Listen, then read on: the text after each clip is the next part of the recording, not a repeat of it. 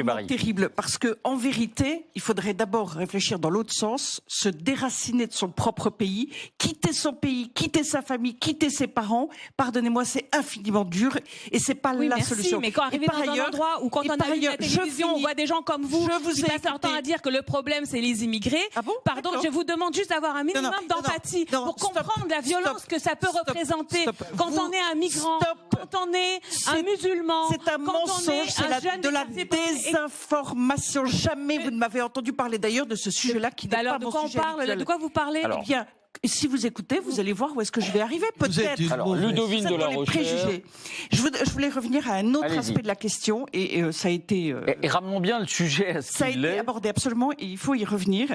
Il y a la question de la proportion, et à un moment donné, l'État, les écoles se trouvent débordées. C'est tout simple, hein, pour apprendre la langue, pour apprendre le français, etc. On n'accuse personne.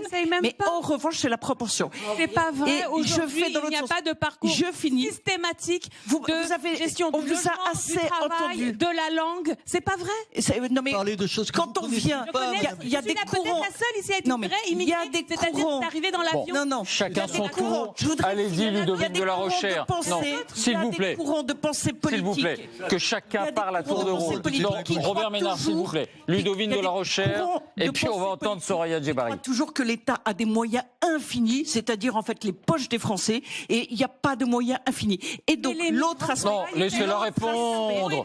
Non, Raquel Garrido. Bien sûr, Raquel je parle de tous les Français. Mais à un moment donné, il n'y a plus de poches et à un moment donné, il n'y a plus les moyens de faire. Et l'autre aspect, c'est la question que vous avez évoquée, qui est la question du multiculturalisme et les différences de culture, les différences de conception.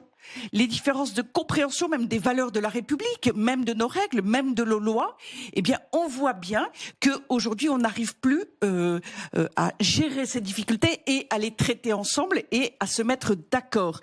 Et c'est tout simple, les Français le voient, j'allais dire de toutes origines d'ailleurs, il y a un véritable problème qui se répercute sur l'école et qui se répercute sur la manière et les difficultés éducatives des enseignants qui n'osent plus tenir certains propos, qui ont peur, qui sont en difficulté, et tout cela se répercute sur les enfants eux-mêmes, sur ces adolescents, sur les forces de...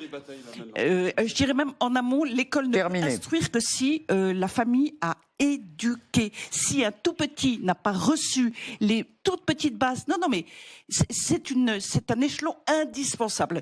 Alors, et la famille et l'école peut ensuite poursuivre et instruire. Aujourd'hui, elle n'y arrive plus. Le fait est, on peut le nier, on peut dire tout ce qu'on veut. Cette idée, ce laxisme, ce déni aussi, dont vous avez fait preuve tous les jours, c'est un échec retentissant. Madame,